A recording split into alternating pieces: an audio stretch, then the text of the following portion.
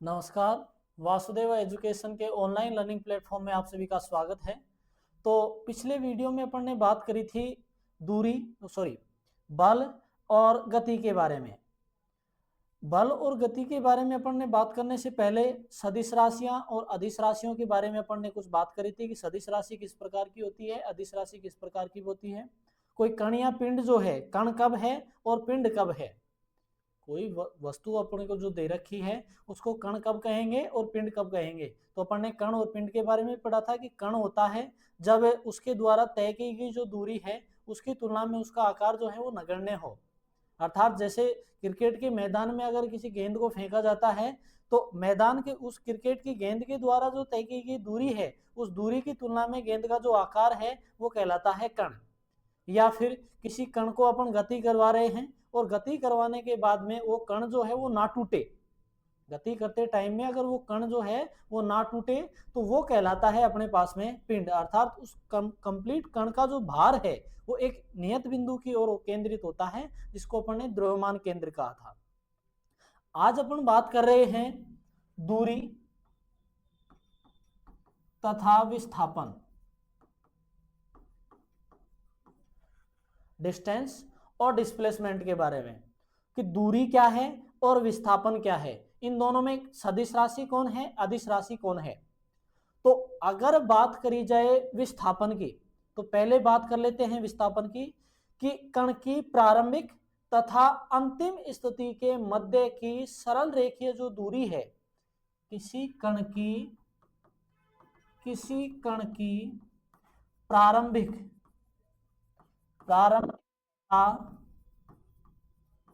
अंतिम बिंदु के मध्य की सरल रेखीय दूरी, किसी कण की प्रारंभिक तथा अंतिम बिंदु के मध्य की सरल रेखीय दूरी विस्थापन कहलाता है, विस्थापन कहलाता है। अब ये विस्थापन सदिश राशि है या अदिश राशि, इसके लिए अब अपने को पता है कि कण की जो प्रारंभिक स्थिति है ये है, कण की प्रारंभिक स्थिति ये है। अब इधर जाओ तो उसकी अंतिम स्थिति ये होगी, या फिर अगर इधर चलें तो उसकी अंतिम स्थिति ये होगी। अर्थात इस बिंदु के दाएं या बाएं, इस बिंदु के दाएं या बाएं अपन जा सकते हैं। तो दोनों दिशाएं होगी, तो दाएं या बाएं जाना, इसकी स्थिति में जो परिवर्तन हुआ है दाएं या बाएं जाना, ये है विस्थापन। इसलिए विस्थापन है एक सदिश राशि। विस्थापन क्या है, एक सदिश राशि है। और अब इन दोनों बिंदुओं के बीच की दूरी अगर देखें कि ये जो दूरी है ये 6 मीटर है या 6 सेंटीमीटर है, या जो दूरी है ये दूरी है अपने पास में अदिश राशि, दूरी है अदिश राशि। अर्थात कण की प्रारंभिक तथा अंतिम स्थिति के मध्य के बीच की जो दूरी है वो कहलाती, वो एक तरीके से क्या है, अदिश राशि है। इनके मध्य की जो दूरी है वो अदिश राशि है। लेकिन कण की दाईं ओर स्थिति और बाईं ओर जो स्थिति है, दाईं और बाईं ओर स्थितियां जो हैं वो कहलाती हैं कण का विस्थापन, जो क्या है, एक सदिश राशि है। अर्थात अब अगर बात करी जाए इसकी के मात्रक की बात करी जाए तो मात्रक जो है मुख्य रूप से एसआई पद्धति जो है, एसआई पद्धति जो है, जो एक फ्रांसीसी पद्धति है, फ्रांसीसी पद्धति है। इस एसआई पद्धति का जो फ्रांसीसी जो एसआई पद्धति है, इसका जो फ्रांस में जो नाम है वो है ली सिस्टमिक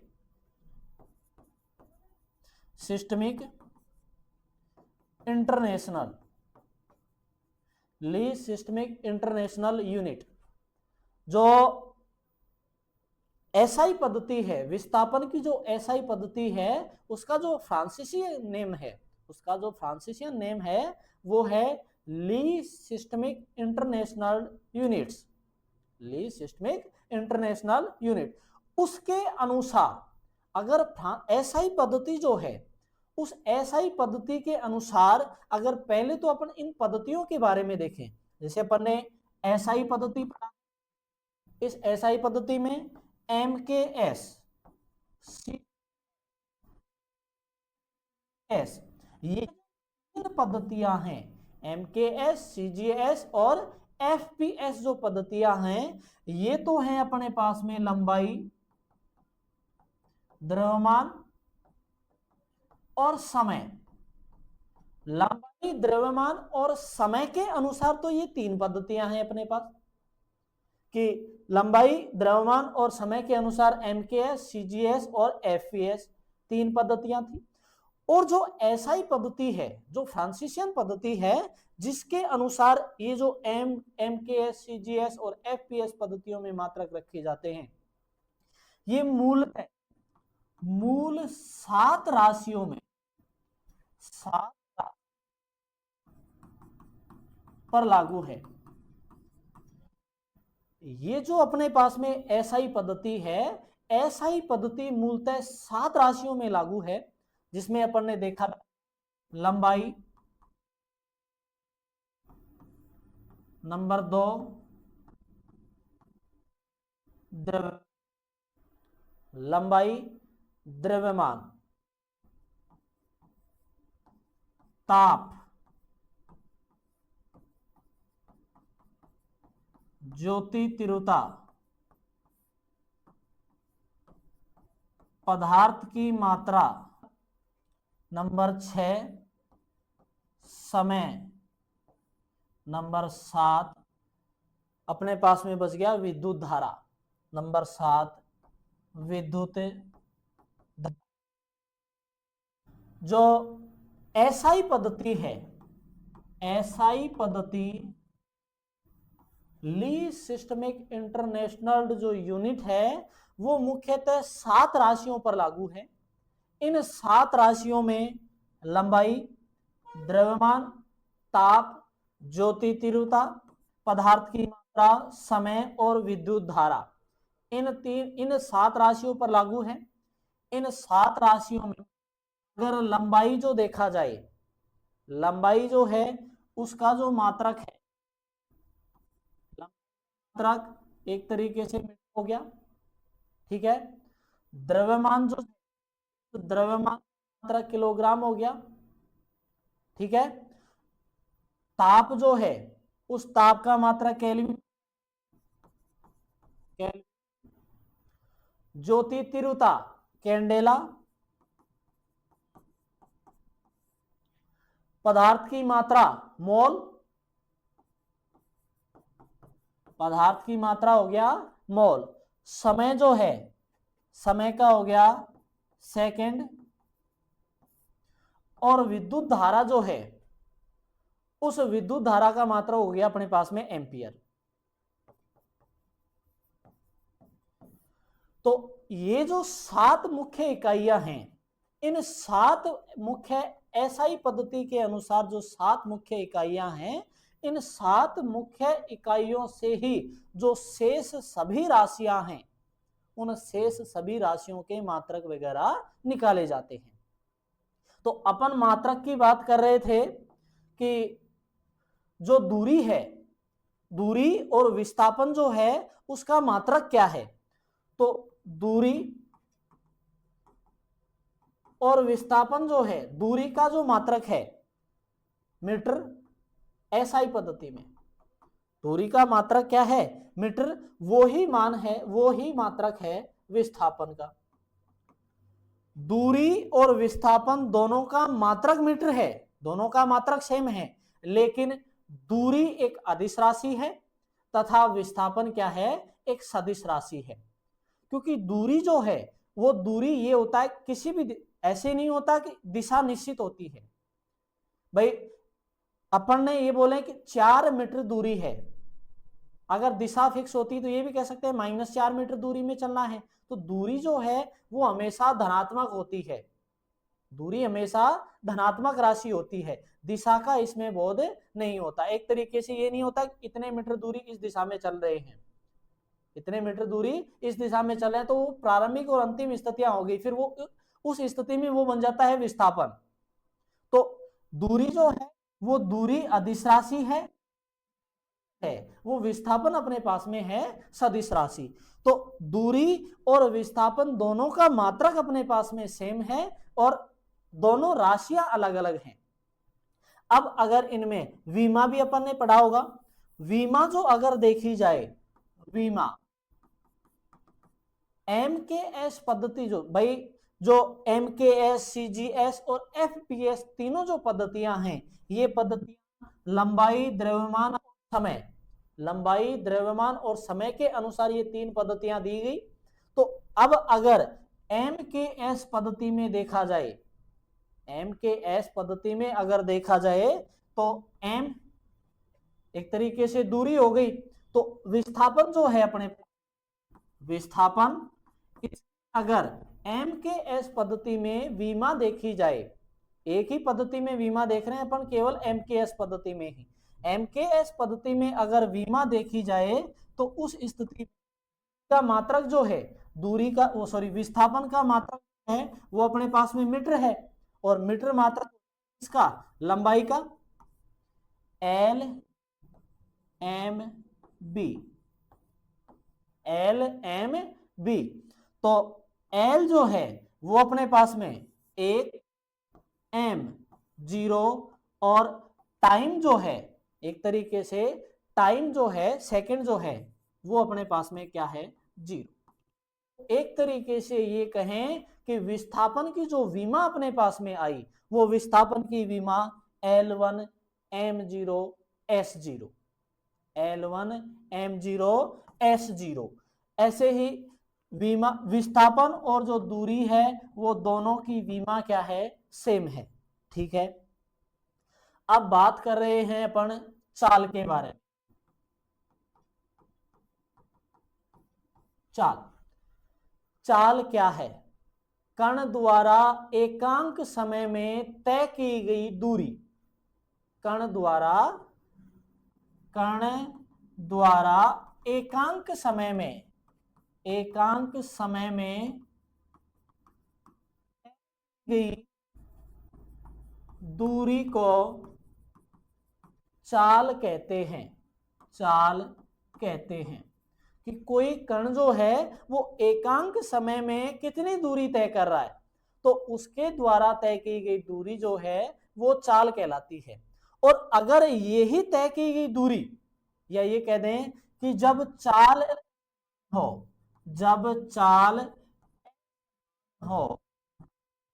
अर्थात कण जो है वो कण की जो चाल है वो बदल रही हो, चाल असमान हो, तो कण की जो चाल है वो किस रूप में निकाली जाती है? औसत चाल रूप में, औसत के रूप में निकाली जाती है कि अगर चाल अपने पास में असमान हो, कण की चाल अगर असमान है तो अगर कुल चाल निकालना चाहें तो वो कुल चाल निकालते हैं औसत चाल के रूप में। अर्थात ये कहें कि कण की जो चाल की अगर बात करें तो एकांक समय में कण के द्वारा जो तय की गई दूरी है, उस कण के द्वारा तय की गई दूरी में अगर समय का भाग दे दें तो अपने पास में चाल प्राप्त हो जाती है कि कोई कण जो है वो किस चाल से चल रहा है, तो उसके द्वारा तय की गई दूरी कि इतने समय में इतनी दूरी उसने तय की है, तो अगर दूरी में समय का भाग दे दें तो अपने पास में प्राप्त हो जाती है चाल, कि चाल बराबर में दूरी बटा समय, चाल बराबर दूरी बटा समय अर्थात d बटा t। अगर बात करी जाए मात्रक की, इसके मात्रक की अगर बात करी जाए तो दूरी जो है, दूरी का मात्रक अपने पास में मीटर है और जो समय है उस समय का मात्रक है अपने पास में सेकंड।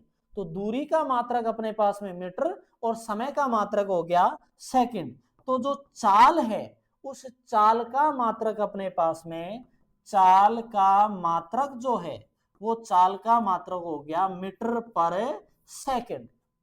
अगर अब यही कहें कि क्वेश्चन के माध्यम से अगर देखा जाए तो एक बालक जो है, एक बालक अपने घर से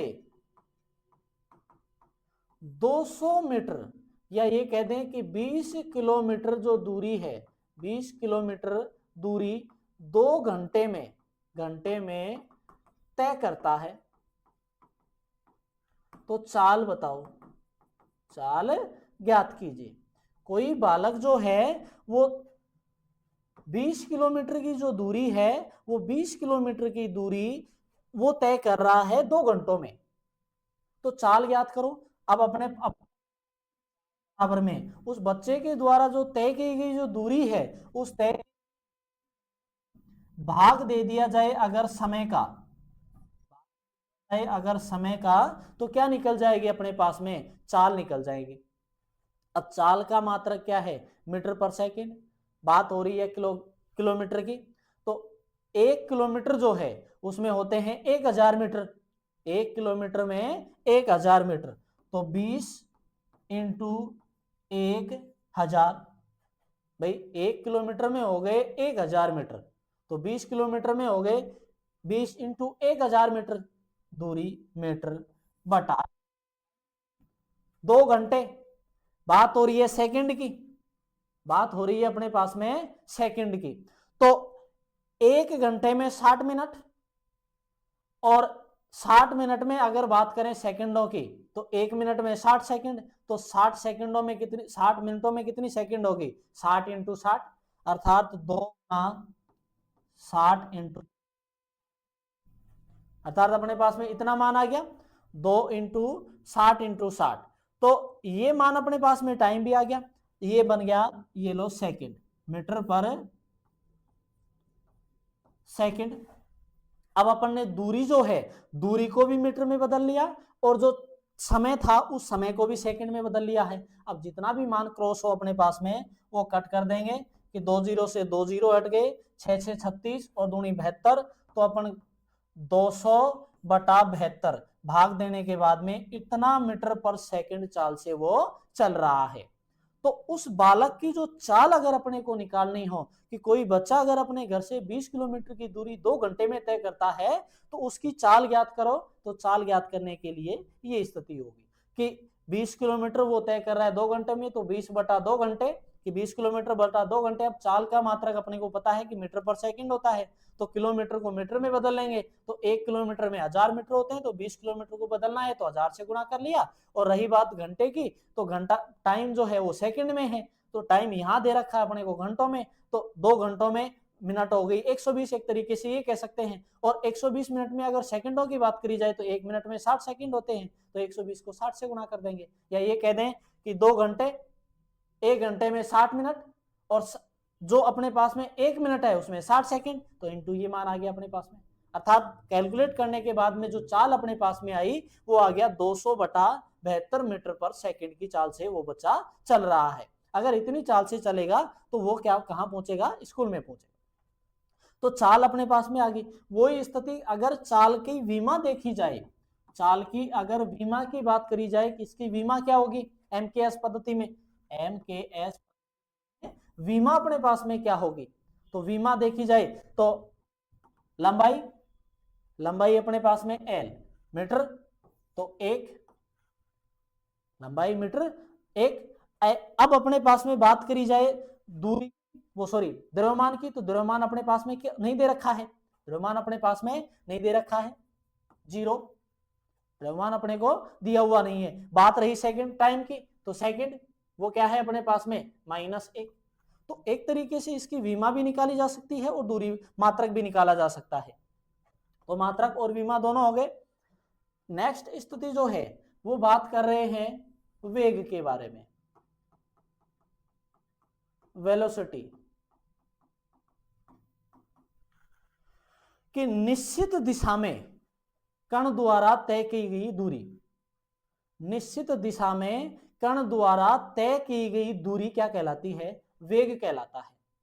या निश्चित दिशा में कण द्वारा तय किया गया विस्थापन, निश्चित दिशा में, निश्चित दिशा में कण द्वारा एकांक समय तय की गई दूरी, की गई दूरी,